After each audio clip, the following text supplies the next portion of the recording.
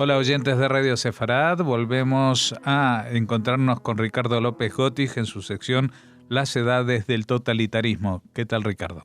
Hola Jorge, ¿cómo estás?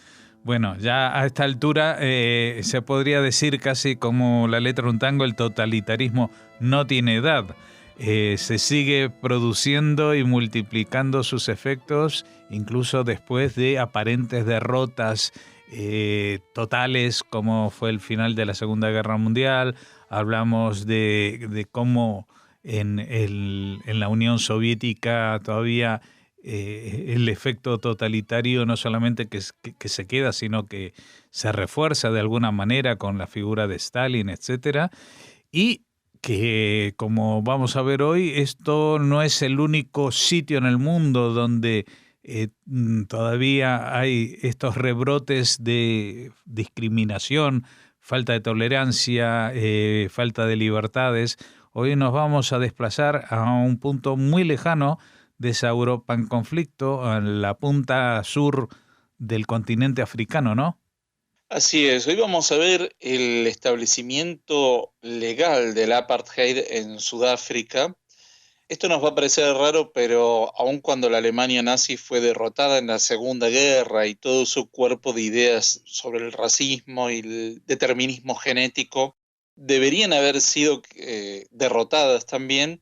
Sin embargo, vamos a encontrar que en 1948 ya de una forma legal y completa se establece el régimen de segregación racial en África del Sur. Esto tenía antecedentes, obviamente, había un sistema de segregación racial de hecho existente en Sudáfrica cuando ya era una colonia británica, luego pasa a ser un dominio británico a principios del siglo XX, pero este tema vamos a ver primero que va a haber teóricos de la segregación racial. Vamos a ver que hay algunas diferencias con el nazismo en cuanto a qué hacer con los segregados, pero también vamos a ver que este régimen del apartheid duró hasta los años 90, es decir, que coincide en gran medida con el fin de la Guerra Fría. Durante la Segunda Guerra Mundial lo que ocurrió es que Sudáfrica tuvo una industrialización muy fuerte. Es un país minero que tiene minerales estratégicos muy importantes para la guerra, tanto lo que fue la Segunda Guerra Mundial como lo que va a ser después la Guerra Fría, y que esta industrialización iba de mano con migraciones del campo a la ciudad, una creciente urbanización muy desmesurada, y esto generó un importante traslado de población negra del campo a las ciudades en donde se encontraban las fábricas. Esto va a reforzar la idea de que hacía falta establecer legalmente un régimen de segregación racial. Y acá quiero hacer la siguiente aclaración. La población blanca de Sudáfrica había dos grandes componentes. Los que eran los descendientes de los antiguos colonos holandeses, lo que se llaman los Boers o Boers, y la población de origen inglés. La población de origen inglés obviamente estaba muy identificada con el Imperio Británico y con las ideas liberales del siglo XIX, siglo XX, pero en cambio lo que fue ocurriendo con la población de origen holandés, la que llamamos afrikaner, esa población fue creando un estilo de un nacionalismo afrikaner, es decir, mantener la lengua, lo que llaman el Afrikaans, que es un derivado del holandés, una serie de tradiciones culturales, la idea de la supremacía blanca, una idea muy vaga de un mandato divino de origen religioso, el cual les imponía una suerte de mandato sobre la población local, y los afrikaners, es decir, esta minoría de origen holandés, era mayoritaria dentro de la población blanca. Lo que va a ocurrir es que en 1948 el partido de los afrikaners va a ganar en las elecciones para el Parlamento de Sudáfrica, el Partido Nacional, y a partir de ahí va a establecer todo un sistema de segregación racial que va a durar hasta los años 90, cuando finalmente Nelson Mandela y el Congreso Nacional Africano ganen las primeras elecciones libres sin distinción de razas. Estas, vamos a encontrar muchas cosas en común con el régimen nazi. ¿En qué sentido? La prohibición de los matrimonios mixtos, la prohibición de relaciones matrimoniales interraciales, el establecimiento de lo que podríamos decir, cuatro grupos raciales, es decir, por un lado, los blancos, los de color, lo llamaban así, que era un tipo de había entre mulatos, mestizos, es decir, aquellos que no lograban bien identificar quiénes eran. Los indios, tengamos en cuenta que en el siglo XIX y siglo XX hubo una migración desde la India hacia Sudáfrica muy importante y de hecho Gandhi vivió muchos años en Sudáfrica como abogado. Y finalmente, lo que era prácticamente el 70% de la población, que era la población negra, que a su vez tenía muchas divisiones étnicas. ¿Cuál era la idea del apartheid? Es decir, por un lado, mantener la supremacía blanca, que era aproximadamente un 20% de la población total. Esta población blanca iba a tener su sistema de salud, educativo, sus viviendas, es decir, a los cuales el resto de la población no debía tener acceso. También se fueron estableciendo, al igual que en la Alemania nazi, restricciones con respecto a dónde podía vivir la gente, el uso de los asientos, de los ómnibus, de las escuelas, es decir, básicamente esto era una réplica. Pero este sistema de segregación racial, a diferencia de lo que fuimos viendo en el nazismo, no proponía el exterminio racial. Sí establecía una jerarquía racial, pero que acá vamos a ver que hubo una innovación y decían, bueno, en realidad las otras razas tienen que desarrollarse culturalmente en forma separada. De ahí la idea del apartheid, es decir, apartar.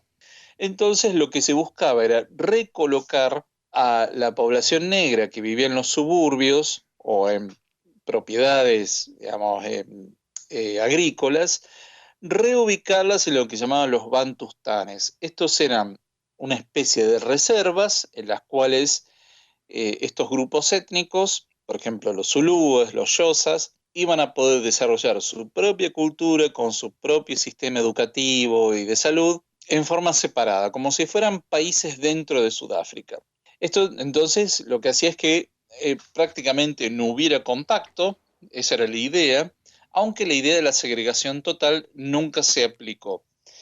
Para llegar a estas conclusiones de cómo establecer el apartheid, hubo una comisión en 1947 que hizo un reporte, la Comisión Sauer, que proponía llegar a la segregación total, lo cual nunca ocurrió porque desde el punto de vista económico era perjudicial para Sudáfrica. Es decir, era un país que estaba teniendo un desarrollo industrial y económico muy importante, por lo cual necesitaba integrar económicamente a todos los sectores. Justamente lo que les preocupaba a los blancos, a esta minoría blanca, es que había una movilidad social ascendente por parte de los otros grupos étnicos. Entonces, de esta manera, lograban poner un dique de contención a la movilidad social ascendente de los otros grupos. Y este sistema duró todo lo que pudo hasta los años 90, pero en un contexto mundial en el cual el racismo ya no era aceptado como había sido hasta los años 30 y que de hecho va a tener tanto repercusiones en Estados Unidos y se ve de alguna forma va a servir también como una herramienta de combate por parte de las minorías negras en Estados Unidos, tal como lo hemos visto en algún capítulo anterior, y también va a ser un instrumento de propaganda para la Unión Soviética. De modo que vamos a ver que este sistema del apartheid también se llega a aplicar en lo que hoy es Namibia, que formaba parte de Sudáfrica una, eh, como uno de los territorios que habían sido asignados por la Liga de las Naciones tras la Primera Guerra Mundial, y también este sistema del apartheid se aplicó en lo que se llamaba Rodesia, en esa época la actual Zimbabue.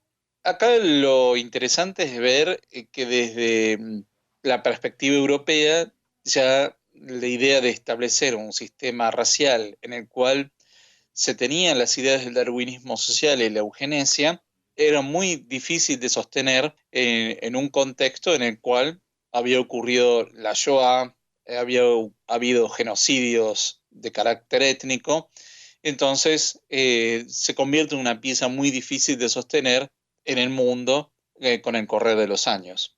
Sí, una especie de tabú que luego dio, digamos, carta de incorporación a todas las lenguas a este vocablo, ¿no? A la apartheid.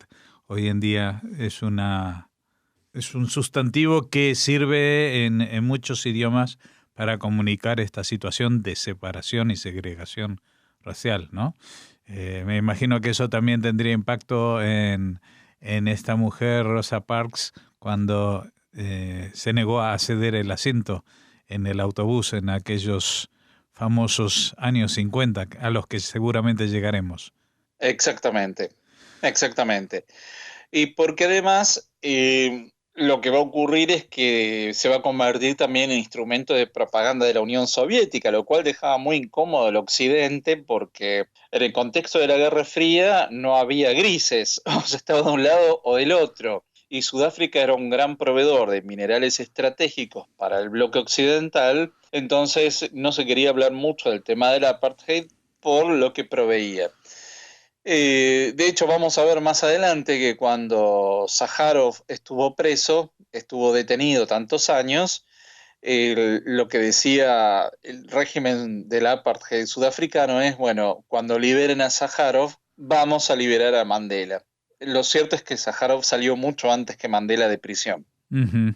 Bueno, como podrán comprobar los oyentes, ya nos estamos acercando a nuestros tiempos y ya hablamos de nombres y situaciones que nos empiezan a ser más familiares a gente que no tenemos la longevidad suficiente para haber vivido en primera persona, por ejemplo, la Segunda Guerra Mundial. Así que los más mayorcitos entre nosotros, entre los que me incluyo, ya estos nombres como Mandela, Apartheid, e incluso las reivindicaciones de los colectivos afroamericanos, etcétera, y las detenciones de Sájarov ya nos suenan a algo bastante conocido de primera mano. Y seguiremos hablando de ello porque seguramente muchas de estas cosas las hemos vivido. Nosotros, querramos o no, también hemos crecido en parte en estas edades del totalitarismo. Muchas gracias, Ricardo López Gotig, por habernos guiado por estos tiempos tan convulsos que nos precedieron. Bueno, muchas gracias y un gran saludo para la audiencia de Radio Sefarad.